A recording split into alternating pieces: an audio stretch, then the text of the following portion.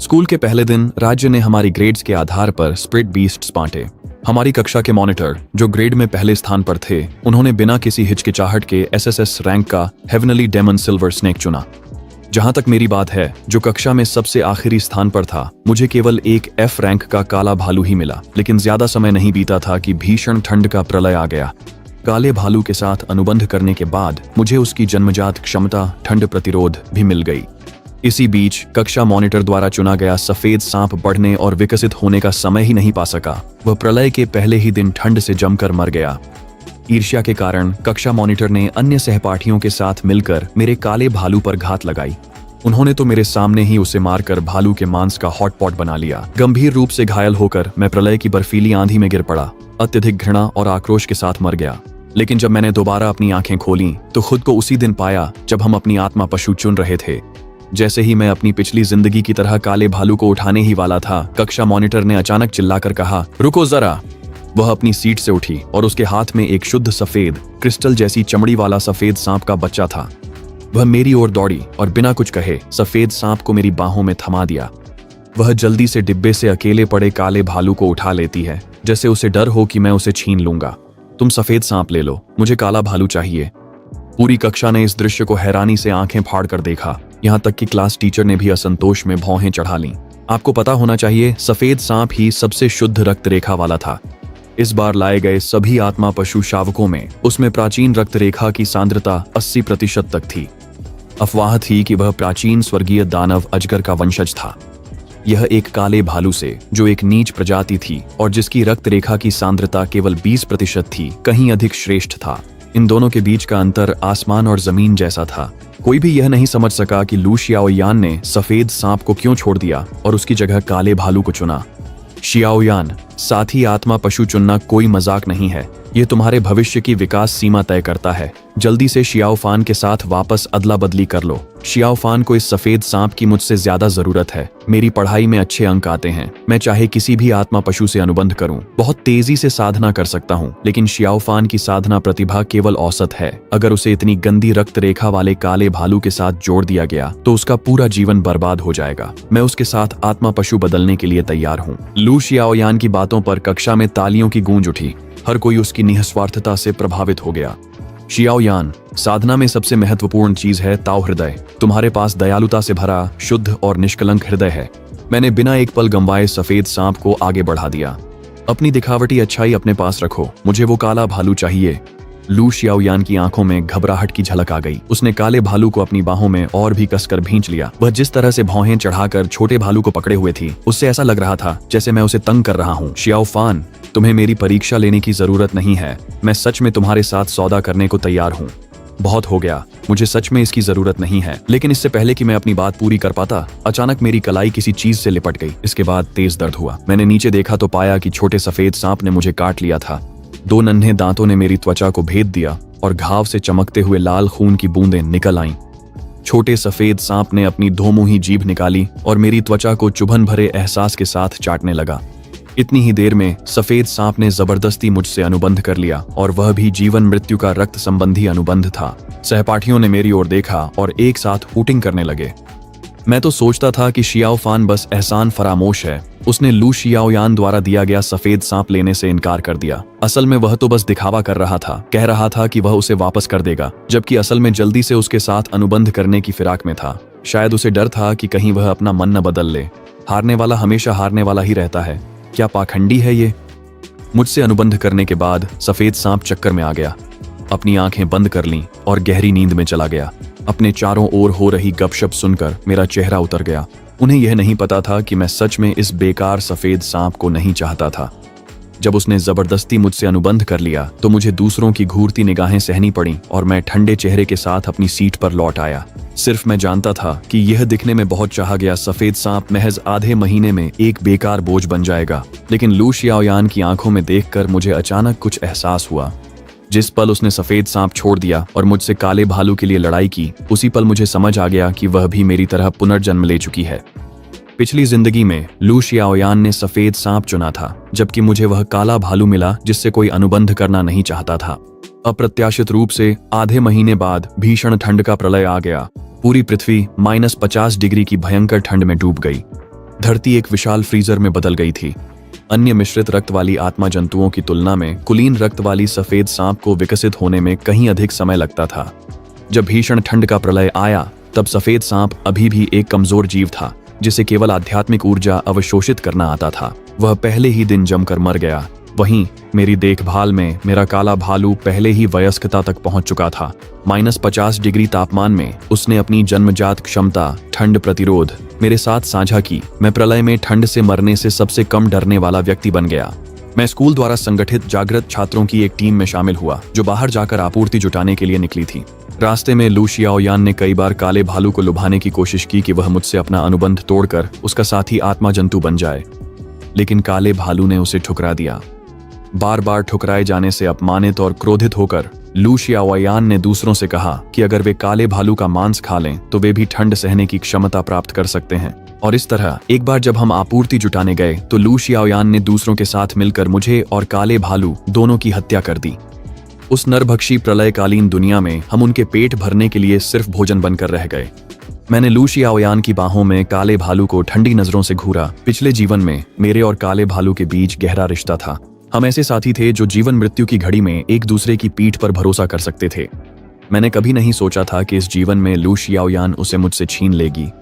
मुझे ठंड सहने की क्षमता खोने का कोई अफसोस नहीं है, लेकिन पिछले जन्म का खून का कर्ज इस जन्म में खून से ही चुकाना होगा। जब मैं काले भालू को खोई खोई नजरों से देख रहा था, मैंने देखा कि उसने अपनी आंखें घुमाईं और मेरी ओर देखा। जब हमारी नजरें मिलीं, तो वह छोटा भालू जो मुश्किल से एक खिलौने के आकार का था, उसने सच में मुझे 2 बार पलकें झपकाईं। न 1 बार, न 3 बार, बल्कि ठीक 2 बार। मेरे दिल में खुशी की लहर दौड़ गई। 2 बार पलकें झपकाना मेरे और काले भालू के बीच पिछले जन्म का गुप्त इशारा था, यानी चिंता मत करो, मैं संभाल लूंगी। पहले उसे लगा था कि मैं पुनर्जन्मित हूँ और अब वो भी वही तरीका अपना रही थी। मैंने लियू शियाओयान को देखा, जैसे कह रहा हूँ, शुभकामनाएं काम आएंगी। सिर्फ इसलिए कि काला भालू मासूम दिखता था तो वो शांत और सौम्य नहीं हो जाता। उसके ठीक सामने खड़ा काला भालू पूरी तरह से दोहरे चेहरे वाला चालाक था। जैसे ही मेरी नजरें काले भालू से संवाद कर रही थीं, अचानक मेरी उंगली को एक ठंडी सी छोटी सी जुबान ने घेर लिया। नीचे देखा तो पता चला कि वह मेरी छोटी सफेद सांप थी। वह निकम्मी कुलीन छोटी पूर्वज जो सिर्फ सुंदर दिखने के अलावा किसी काम की नहीं थी। मैं निकम्मी नहीं हूँ, एक गर्वित और तटस्थ आवाज मेरे मन में गूंज उठी। और इंसान पुरुष, तुम्हें उस काली चमड़ी वाली बदसूरत अजीब चीज को देखने की इजाजत नहीं है। मैंने अपने दूसरे हाथ से छोटी सफेद सांप के सिर को छेड़ा। क्या अभी तुमने बात की थी? छोटी सफेद सांप ने गर्व से अपना सिर उठाया और आलस्य से मेरी हथेली में लिपट गई। मुझे लग रहा था कि मुझे उसे सफेद सांप नहीं कहना चाहिए, मुझे उसे छोटी पूर्वज कहना चाहिए। मेरा नाम लिंग शुआंग है।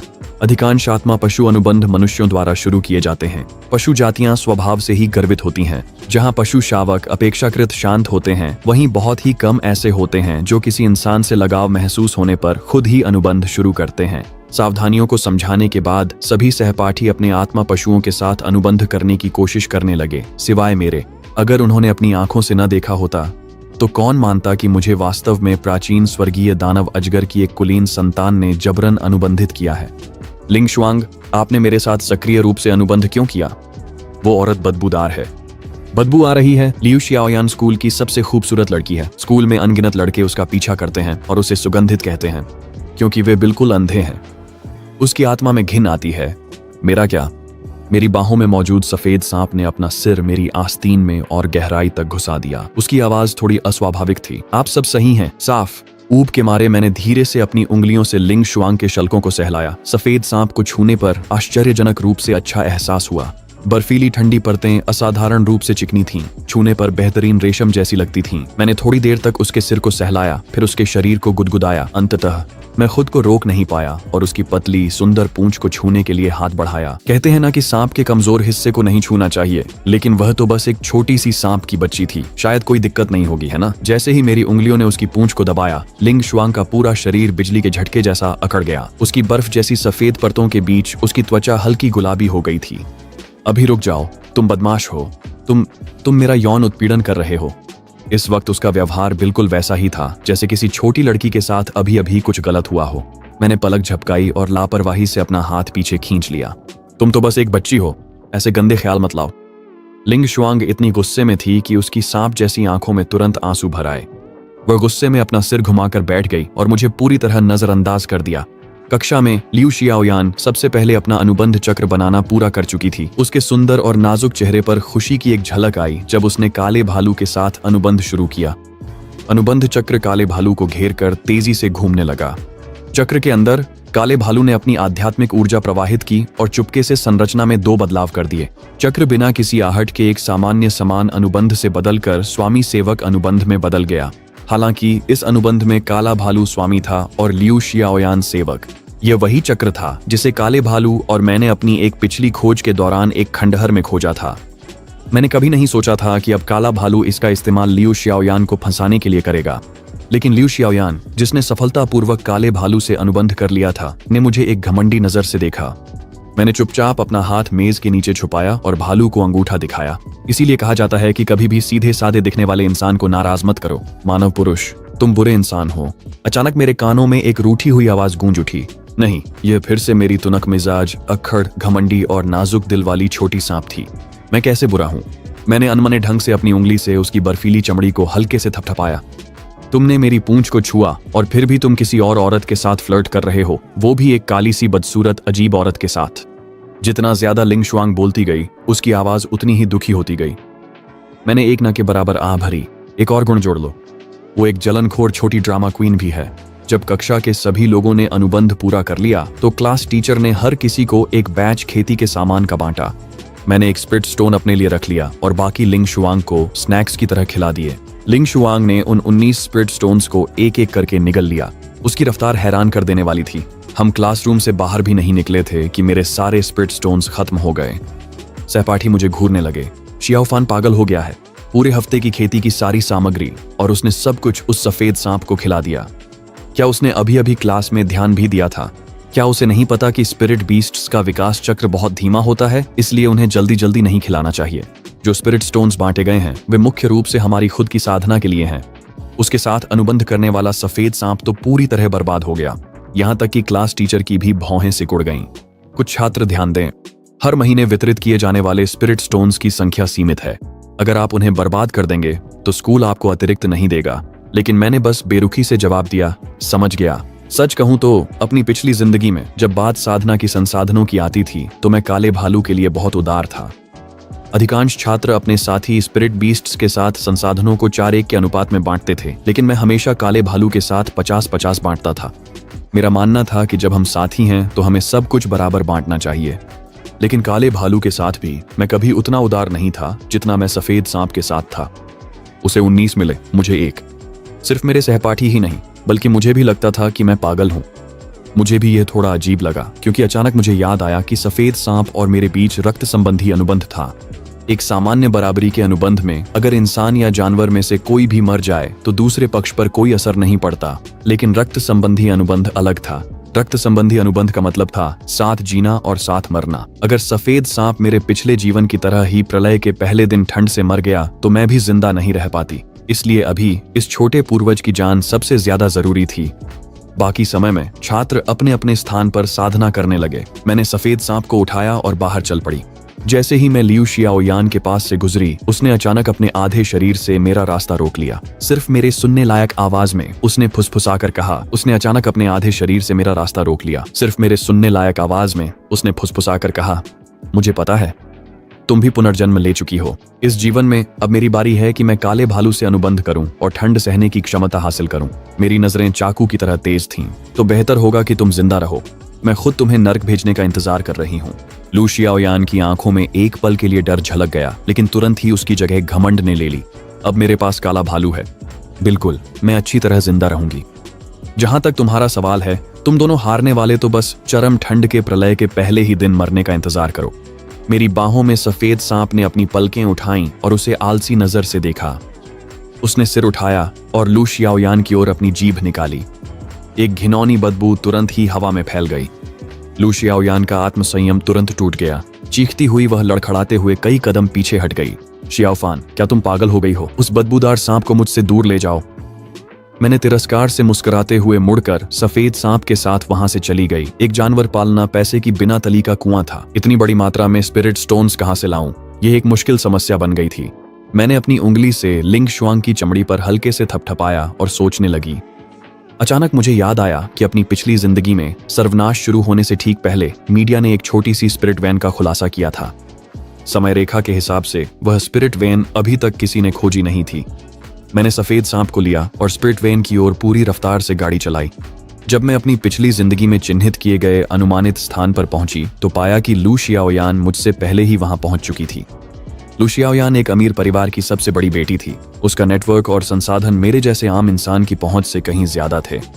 मैं स्पिरिट वैन के बाहरी इलाके में खड़ी होकर ठंडेपन से देख रही थी कि लू शियाओयान 20 से ज्यादा हट्टे कट्टे आदमियों को लेकर उस वैन की खुदाई कर रही थी। सफेद सांप मेरी बाहों में सिमटा हुआ था और देख रहा था कि कैसे एक के बाद एक चमकदार पारदर्शी स्पिरिट स्टोन निकाले जा रहे थे।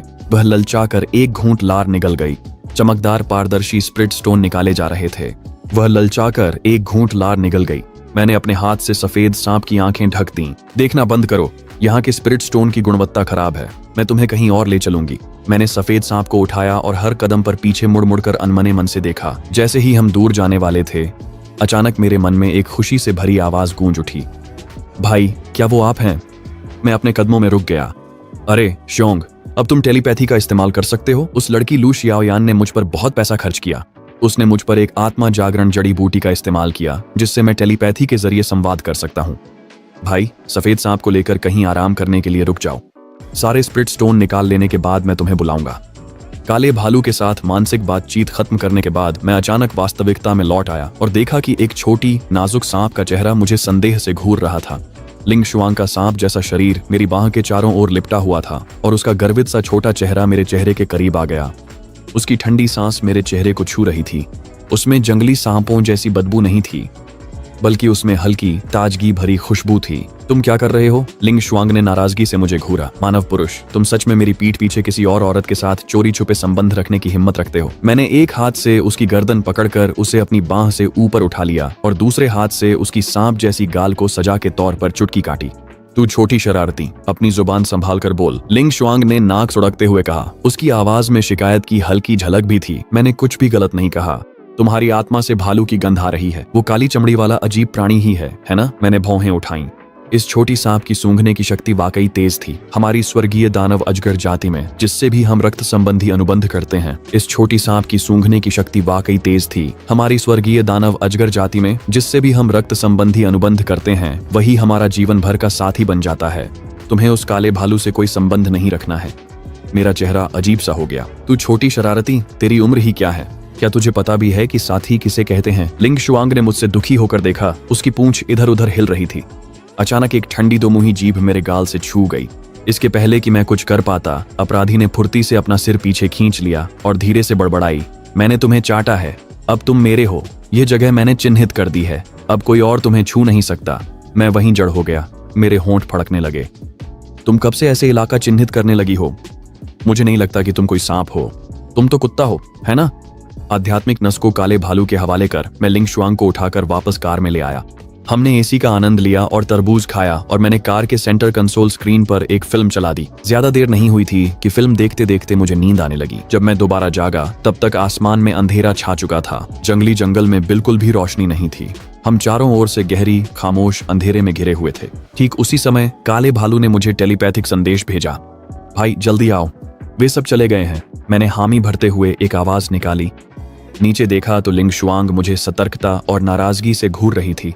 मुझे अनायास ही थोड़ा अपराध बोध महसूस हुआ। वास्तव में ऐसा लग रहा था जैसे मैं रंगे हाथों पकड़ा गया कोई चोर हूं। हमने और कुछ भी बात नहीं की। लिंग शुआंग ने अपना सिर घुमा लिया। समझाने की जरूरत नहीं है, मैं नहीं सुन रही। मैं आज बाकी दिन तुम्हें अनदेखा करूंगी। रात के साय में मैंने सफेद सांप को उठाया और धीरे धीरे आत्मा की नस की ओर बढ़ने लगा। जैसा कि काले भालू ने मुझे बताया था, आत्मा की नस के पास अब कोई नहीं था। उन्होंने वहां केवल एक ऐसा जाल छोड़ा था जो नस को छुपाने के लिए था। जब सफेद सांप ने मुझे आत्मा की नस के स्थान पर पहुंचते देखा तो वह यह जानने के लिए उत्सुक थी कि मैं यहाँ क्यों आया, लेकिन छुपाने वाला जाल।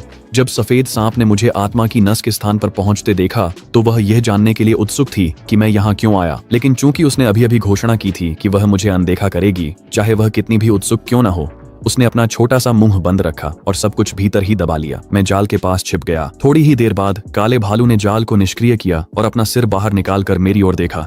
अब जब वह जोर से बोल सकती थी तो उसने मुझसे अपनी पंजा हिलाया। भाई जल्दी आओ। काले भालू को देखकर मेरी बाहों में सफेद सांप मुझसे सट गई और अपनी जीभ लपलपाई काले भालू की ओर अपने दांत दिखाते हुए एक डरावना और धमकी भरा भाव बनाया। मैंने जल्दी से सफेद सांप का मुंह अपने हाथ से बंद कर दिया और काले भालू को एक लाचार मुस्कान दी। सफेद सांप का स्वभाव थोड़ा तेज है। काले भालू ने मेरा रास्ता दिखाया। कोई बात नहीं भाई, बड़ी बहन को दोष मत दो। सफेद सांप का मुंह मैंने ढक रखा था, लेकिन उसकी आवाज मेरे दिमाग में गूंज उठी। क्या बकवास है, ये घर तोड़ने वाली है, ये सांवली घर तोड़ने वाली है। मुझे छोड़ दो, मैं उसे काट काट कर मार डालूंगी। मैं कसम खाती हूँ, आज मैं उसे काट कर ही मारूंगी। मैं अभी भी जिंदा हूँ, समझी? और तुमने हिम्मत कैसे की मेरी आंखों के सामने इस सांवली घर तोड़ने वाली के साथ चोरी छुपे मिलन करने की? कैसी घटिया औरत है जिसे बस मर्दों को फंसाना आता है। मुझे छोड़ दो, मैं उससे आर पार की लड़ाई करूंगी। बहुत शोर हो रहा था। मैंने काले भालू और उसके चारों ओर हल्की सी लहराती आध्यात्मिक ऊर्जा की ओर देखा। मैंने छोड़ दिया, जिससे सफेद सांप जमीन पर गिर पड़ी। लिंग शुआंग जमीन पर उतरने के बाद हैरानी से मेरी ओर देखने लगी। शायद उसे उम्मीद नहीं थी कि मैं सच में उसे छोड़ दूंगी।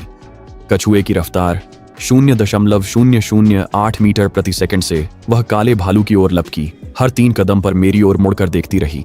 आखिरकार जब उसने चौथी बार पीछे मुड़कर देखा तो उसने मुझे अनिश्चित नजरों से देखा। तुम मुझे रोकने भी नहीं वाले? क्या तुम्हें डर नहीं है कि मैं तुम्हारे कीमती प्रेमी को काट कर मार डालूंगी? मैंने काले भालू की आध्यात्मिक ऊर्जा की ओर देखा। पूरा दोपहर आत्मा पत्थर खाने के बाद काले भालू की आध्यात्मिक ऊर्जा सफेद सांप से 50 गुना से भी ज्यादा थी। वास्तव में कहना मुश्किल था कि कौन किसे काट कर मारेगा। मैंने मुस्कुराते हुए उसकी ओर देखा। कोई बात नहीं, मुझे देखना है कि तुम कितनी ताकतवर हो। अगर तुम उसे काट कर मार डालती हो तो मैं अब से सिर्फ तुम्हारा हो जाऊंगा। सफेद सांप की पूंछ द्वंद्व में जमीन पर पटकने लगी। मेरी बातों से वह थोड़ी आकर्षित हुई, लेकिन फिर उसने काले भालू की ओर देखा और उससे निकलती आध्यात्मिक ऊर्जा की धमकी भरी आभा को महसूस किया। आखिरकार वह झिझकते हुए वापस मेरे पैरों के पास आकर लिपट गई।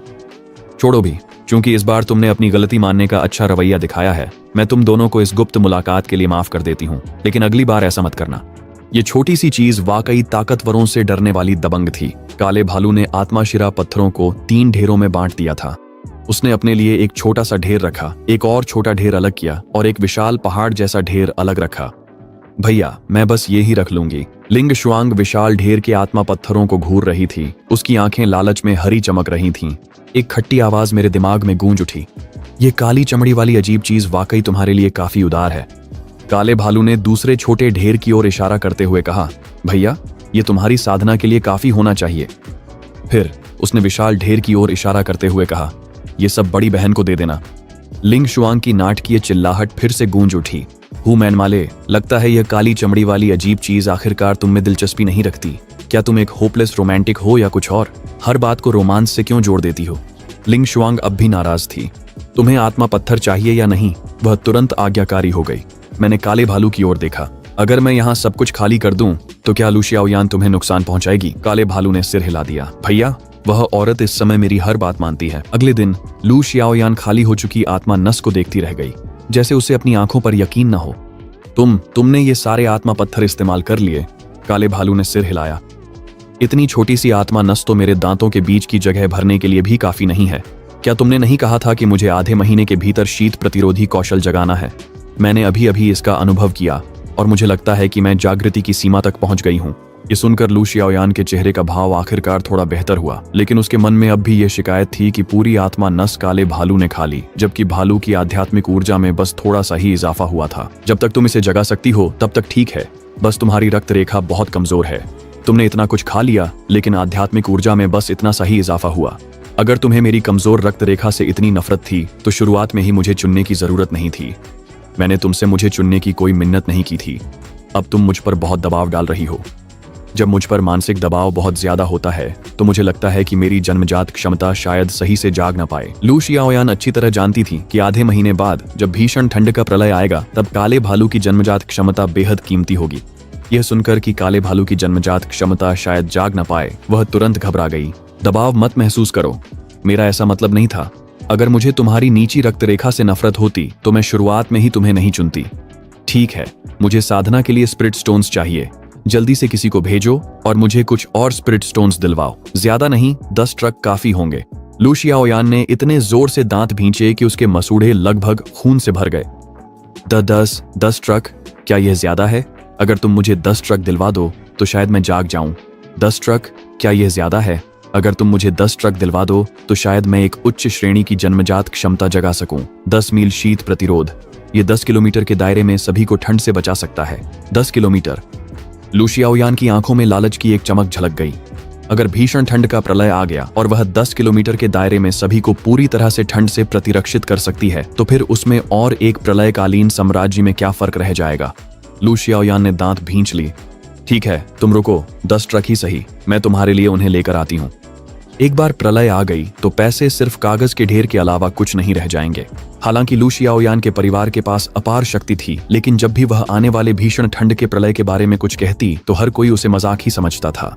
उन्हें यह और भी हास्यास्पद लगता था कि लू शियाओयान 10 ट्रक आत्मा पत्थरों का इस्तेमाल एक निम्न रक्त रेखा वाली आत्मा पशु को एक ऐसी जन्मजात क्षमता जगाने में करना चाहती है जो केवल ठंड से बचाव के लिए है और देखने में बेकार लगती है।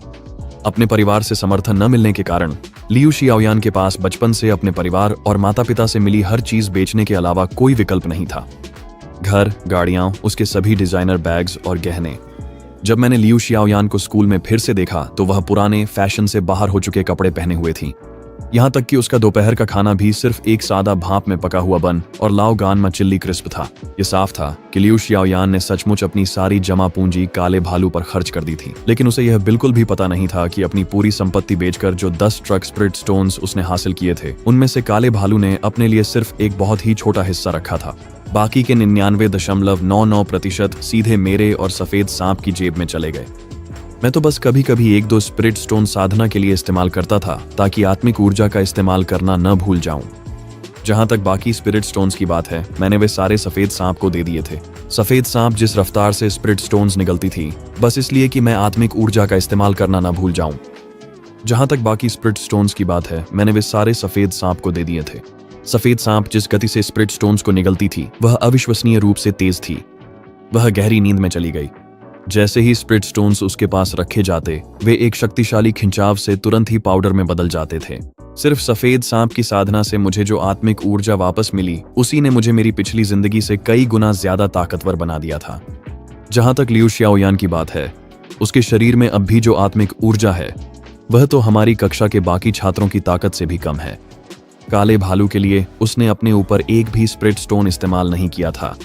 काला भालू लगातार उसे भ्रमित कर रहा था।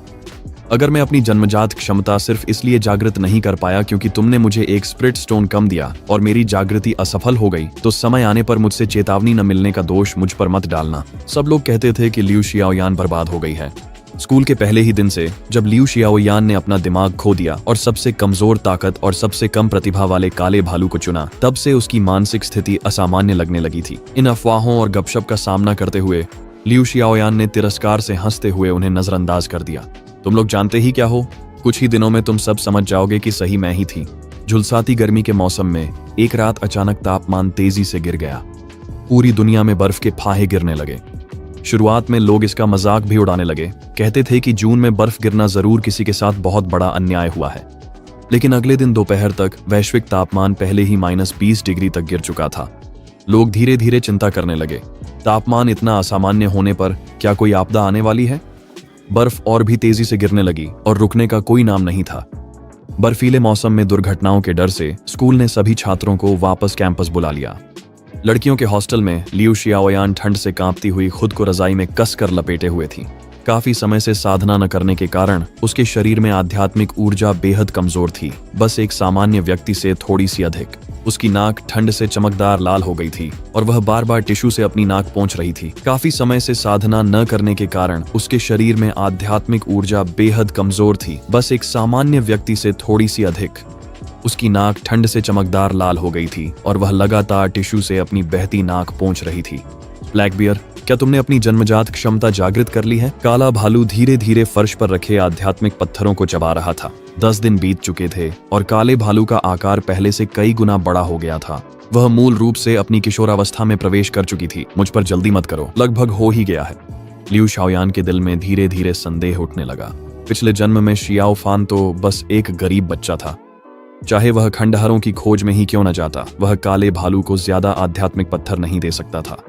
यह तो इस जीवन से बिल्कुल तुलना नहीं कर सकता जहां मैंने उसे इतने सारे संसाधन दिए हैं। तो फिर पिछले जीवन में काले भालू ने अपनी जन्मजात क्षमता कैसे जागृत कर ली थी, लेकिन इस जीवन में ऐसा लगता है कि वह नहीं कर पा रही है। काले भालू, क्या तुम मुझसे कुछ छुपा रही हो?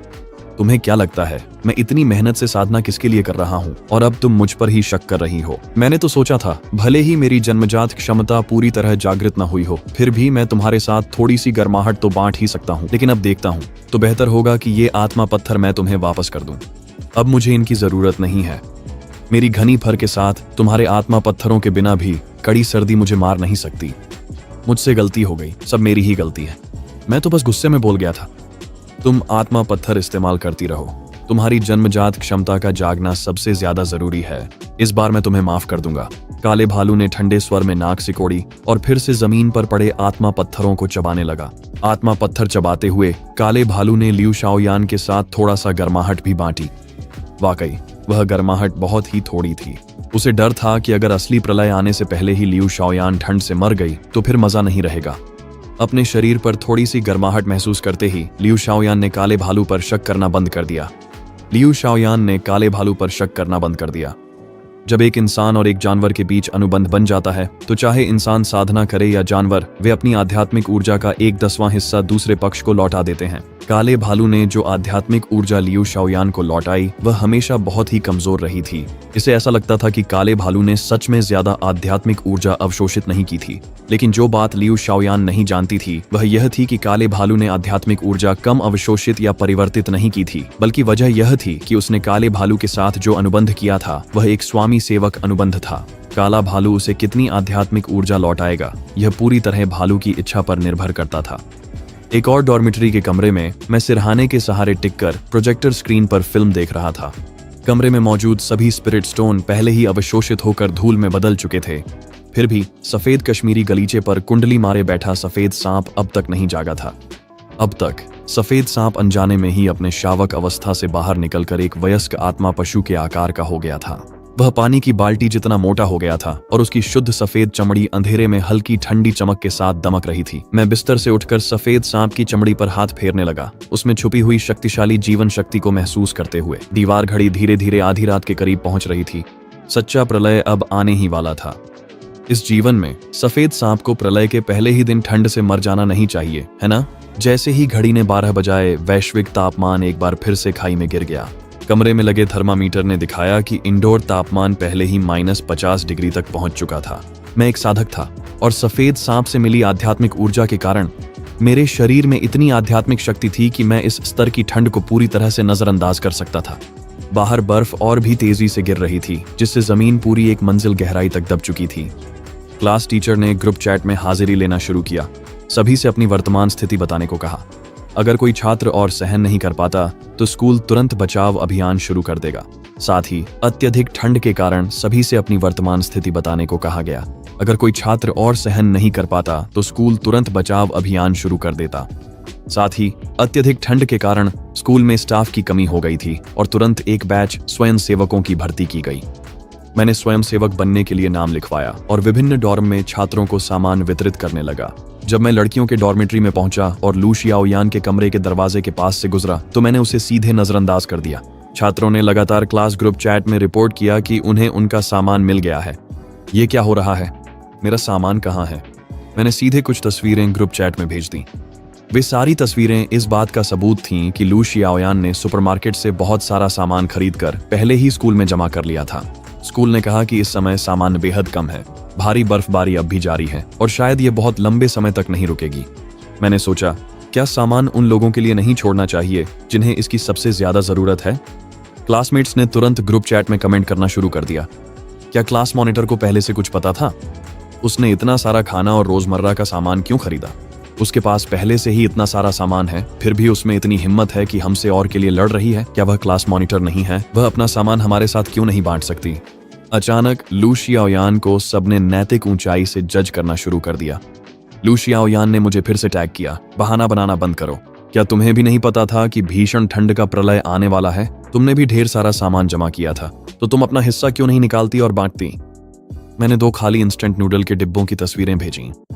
मुझे नहीं पता कि तुम किस भीषण ठंड के प्रलय की बात कर रही हो। सबको पता है कि मेरा परिवार गरीब है। मैंने तो इतनी सारी इंस्टेंट नूडल्स सिर्फ इसलिए खरीदी थी क्योंकि मैंने देखा था कि सुपरमार्केट में सेल चल रही थी। मैंने वे सारी नूडल्स अपने सहपाठियों में बांट दी। शिक्षक ने भी ग्रुप चैट में पुष्टि की कि हर किसी को जो 10 पैक इंस्टेंट नूडल्स मिले हैं वे शियाओ फान ने अपनी खुद की सप्लाई से बांटे थे। सहपाठी फिर से ताने मारने लगे। हर किसी को जो 10 पैक इंस्टेंट नूडल्स मिले वे शियाओ फान ने अपनी खुद की सप्लाई से बांटे थे। सहपाठी फिर से ताने मारने लगे। क्या किसी ने यह देखा? शियाओ फान तुमसे कहीं ज्यादा उदार है। भीड़ के सामने बहस न कर पाने के कारण लू शियाओयान ग्रुप चैट में चुप हो गई, लेकिन उसने मुझे पहले ही एक निजी संदेश भेज दिया था। शियाओ फान, तो क्या हुआ अगर तुम अच्छी छवि बनाना चाहते हो? वो बेकार सफेद सांप जिसे तुम पाल रहे हो शायद अब तक ठंड से मर चुका होगा, है ना? मैंने उस सफेद सांप को देखा जो कालीन पर शांति से सो रहा था और लू शियाओयान को एक वीडियो भेजा।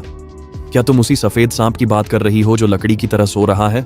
वीडियो में भले ही सफेद सांप की आंखें बंद थीं, लेकिन उससे निकलती आध्यात्मिक ऊर्जा की लहरें साफ तौर पर साबित कर रही थीं कि वह सांप अपनी जिंदगी का सबसे अच्छा समय जी रहा है। असंभव, तुम्हारा यह वीडियो जरूर पहले से रिकॉर्ड किया गया है। वो बेकार सांप बहुत धीरे धीरे बढ़ता है और उसका शरीर भी बहुत नाजुक है। अब तक तो वह निश्चित रूप से ठंड से मर चुका होगा। मैंने एक जम्हाई ली और लू शियाओयान के संदेशों का जवाब देना बंद कर दिया। शरीर में आध्यात्मिक ऊर्जा की सुरक्षा के बावजूद इतनी कड़ाके की ठंड में मुझे फिर भी थोड़ी सिहरन महसूस हो रही थी। मैंने अलमारी खोली, सोच रहा था कि एक अतिरिक्त कंबल निकालकर खुद को ढक लूं। अचानक एक गर्म आध्यात्मिक ऊर्जा की लहर ने मेरे शरीर को घेर लिया। मैं इस एहसास से बहुत अच्छी तरह परिचित था। ये वही गर्माहट थी जो काले भालू के अपनी ठंड सहन करने की क्षमता साझा करने से आती थी। अरे श्योंग, हमारे बीच कोई अनुबंध तो है नहीं। क्या तुम फिर भी अपनी जन्मजात क्षमता मेरे साथ साझा कर सकते हो भाई? मैंने सफलतापूर्वक 10 मील ठंड सहनशीलता जागृत कर ली है। तभी मुझे अचानक याद आया कि काले भालू की जन्मजात क्षमता सिर्फ ठंड सहनशीलता नहीं थी, बल्कि 10 मील ठंड सहनशीलता थी। बस मेरी पिछली जिंदगी में मेरी व्यक्तिगत क्षमता आखिरकार सीमित ही थी। कम समय में पर्याप्त आत्मा पत्थर न होने के कारण जिससे काले भालू अपनी पूरी जन्मजात क्षमता जागृत कर सके, काले भालू ने मुझे बचाने के लिए अपनी पूरी जन्मजात क्षमता जागृत कर ली। काले भालू ने मुझे बचाने के लिए जबरदस्ती अपनी जन्मजात क्षमता जागृत की, जिससे ठंड सहनशीलता का एक घटिया संस्करण प्राप्त हुआ। लू शियाओयान कैसी है? काले भालू ने मेरे साथ दृश्य साझा करना शुरू किया, क्योंकि उसे पूरा विश्वास था कि एक बार काले भालू ने अपनी क्षमता जागृत कर ली तो वह निश्चित रूप से भीषण ठंड से नहीं डरेगी। लू शियाओयान ने बिल्कुल भी अतिरिक्त कंबल नहीं खरीदे थे। इस समय वह केवल एक पतली गर्मियों की रजाई में लिपटी हुई थी। उसका चेहरा ठंड से पहले ही नीला सा पड़ गया था और उसके दांत बेकाबू होकर कटकटा रहे थे।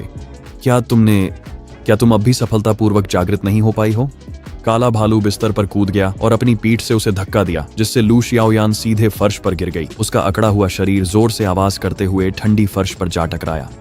कौन जाने कितनी हड्डियां टूट गई होंगी। लू शियाओयान दर्द से कराह उठी। तुम क्या कर रही हो? मेरे पास तुम्हें बताने के लिए एक अच्छी खबर है। मैं सफलतापूर्वक जागृत हो गई हूँ। ये सुनकर, लेकिन मैंने कब कहा था कि मैं इसे तुम्हारे साथ साझा करने वाली हूँ? मैं तुम्हारी मालिक हूँ। मैंने तुम्हें जागृत कराने के लिए तुम पर इतने सारे आत्मा पत्थर फेंक कर दिवालियां हो गई। आखिर किस अधिकार से तुम इसे मेरे साथ साझा नहीं कर रही हो? वह अनुबंध, हमने एक अनुबंध किया था। चाहे तुम इसे मेरे साथ साझा न भी करो, मैं फिर भी तुम्हारी क्षमता का उपयोग कर सकती हूँ। लू शियाओयान ने बेतहाशा अनुबंध की शक्ति का उपयोग करके काले भालू की क्षमता साझा करने की कोशिश की, लेकिन उसने अचानक महसूस किया कि वह अनुबंध के भीतर की शक्ति को बिल्कुल भी सक्रिय नहीं कर पा रही है। अपनी आंखें खोलकर ध्यान से देखो, आखिर हमने किस तरह का अनुबंध किया था। लू शियाओयान ने अनुबंध को फिर से ध्यान से जांचा तो पाया कि 2 हिस्से। अनुबंध को फिर से जांचने पर पता चला कि वास्तव में सूत्र के 2 हिस्सों में बदलाव के संकेत थे। अब साफ साफ देख लिया, यह एक स्वामी दास अनुबंध है। क्या तुम्हें सच में लगता है कि तुम मेरी क्षमता साझा करने के लायक हो?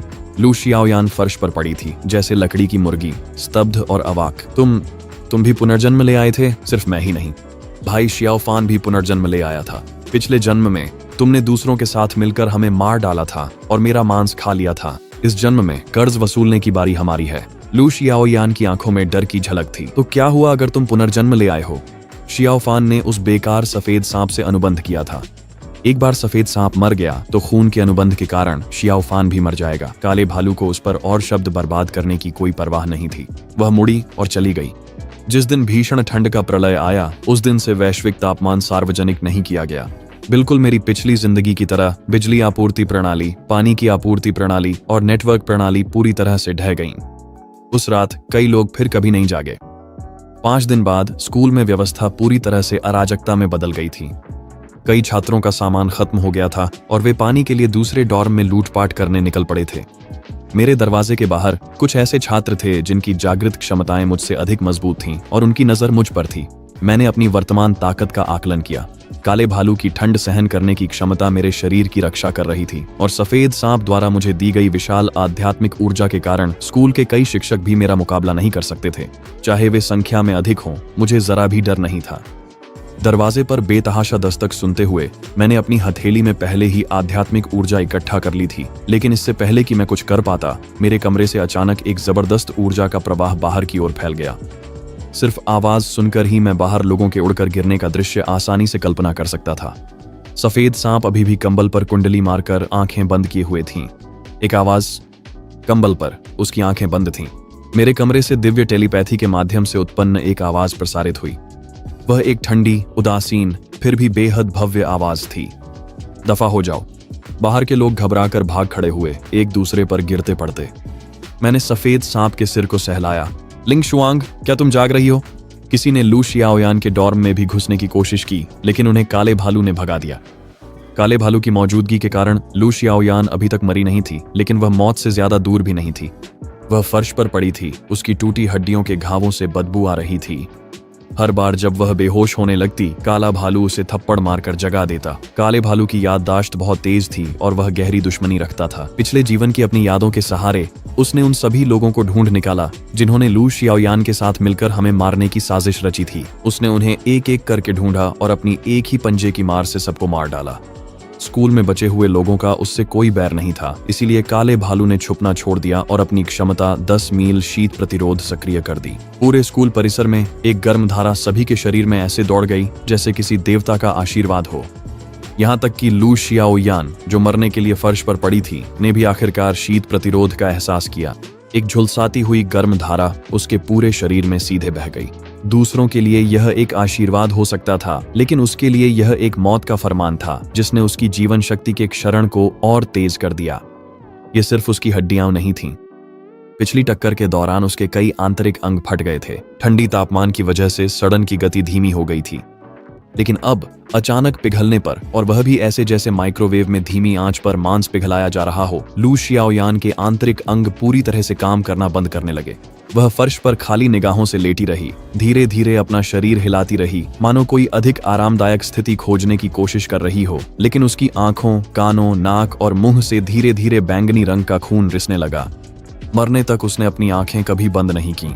दृश्य साझा करना समाप्त करने के बाद भी उसने अपनी आंखें कभी बंद नहीं की। दृश्य साझा करना समाप्त करने के बाद मैंने ठंडे स्वर में कहा, अच्छा हुआ कि छुटकारा मिला। उस सुबह जल्दी मुझे असाधारण रूप से गर्माहट महसूस हुई। आंखें खोलते ही मैंने पाया कि मेरा पूरा शरीर एक नरम आकृति से कसकर लिपटा हुआ है। वह चेहरा सांस रोक देने वाला सुंदर था। उसकी त्वचा मलाईदार जेड जैसी थी और उसकी भौहें दूर के पहाड़ों जैसी। उसकी फीनिक्स जैसी आंखें कसकर बंद थीं और उसकी लंबी पलकें तितली के पंखों की तरह फड़फड़ा रही थीं। उसके बर्फ जैसे सफेद बाल झरने की तरह नीचे गिर रहे थे और मेरे शरीर पर बिखरे हुए थे।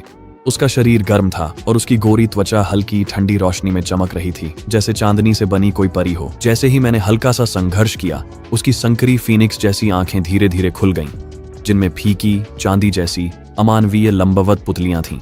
उस जानी पहचानी आभा ने मुझे संकोच से पुकारने पर मजबूर कर दिया, लिंग शुआंग। उस महिला के होंठों के कोने खुशी से ऊपर उठ गए। उसने अपने शरीर को पलटते हुए सीधे मुझ पर सवारी कर ली। ठंडी हवा तुरंत मेरी त्वचा को छू गई, लेकिन उसी समय उस महिला की ठंडी फिर भी गर्म आभा ने भी मुझे घेर लिया। वह झुक गई। उसके झरने जैसे सफेद बाल मेरे चेहरे पर गिर गए, जिनमें हल्की सुरुचिपूर्ण खुशबू थी। मैंने पलकें झपकाईं, घबराहट में उसकी ओर देखा। वह सांस रोक देने वाली खूबसूरत चेहरा ठीक मेरे सामने था। उसकी त्वचा सफेद जेड से भी अधिक पारदर्शी थी, शुद्ध फिर भी बेहद आकर्षक।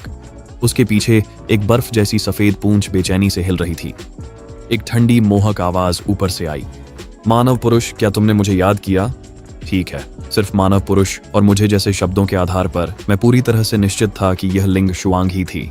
मैंने शांत भाव से उसकी ओर देखा। आखिरकार तुम जागने के लिए तैयार हो गई हो। वह हल्के से हंसी। उसकी हंसी हवा में बजती घंटियों जैसी मधुर थी। क्या तुम मेरे लिए चिंतित थे? अगर तुम मर जाती तो मुझे भी तुम्हारे साथ दफन होना पड़ता। उसने अपना सिर झुकाया और अचानक मेरे गाल पर एक हल्की चोंच मारी। मैं अब भी हमेशा की तरह जिद्दी था। मैंने उसे खुद से दूर कर दिया। लिंग शुआंग, क्या इंसानी रूप लेने के बाद यही पहली चीज है जो तुम करती हो? लिंग शुआंग की मुस्कान और गहरी हो गई। ये पहली चीज नहीं है, ठीक है? मैंने तुम्हें पहले भी चाटा था। हमारा सौदा पहले ही पक्का हो चुका है। उसके जागने में इतना समय लगने का कारण यह था कि वह अपनी जन्मजात क्षमता को जगा रही थी। लिंग शुआंग का रक्तवंश अत्यंत कुलीन था, इसलिए उसकी जन्मजात क्षमता को जगाना अन्य जानवरों की तुलना में कहीं अधिक कठिन था। सौभाग्य से इतने दिनों के बाद वह आखिरकार सफल हो गई। लिंग शुआंग, तुम्हारी जन्मजात क्षमता क्या है? लिंग शुआंग ने लापरवाही भरे अंदाज में जवाब दिया। बड़ी, ये क्या बात हुई?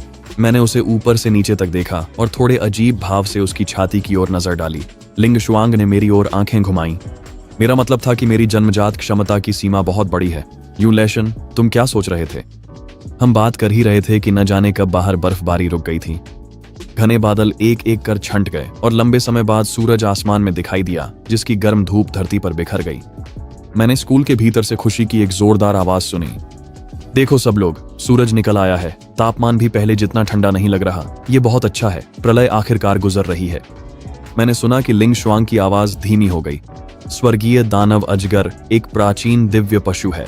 मेरी जो जन्मजात क्षमता जागृत हुई है वह है 10,000 चीजें बढ़ती हैं। लिंग शुआंग का मनमोहक चेहरा मेरे कान के पास था। उसकी गर्म सांसें है 10,000 चीजें बढ़ती हैं। लिंग शुआंग का मनमोहक चेहरा मेरे कान से सटा हुआ था। उसकी गर्म सांसें धीरे धीरे मेरी गर्दन पर महसूस हो रही थीं। उसकी बर्फ जैसी सफेद पूंछ मेरी कमर के चारों ओर लिपट गई, जैसे वह नखरे कर रही हो, कसती जा रही थी।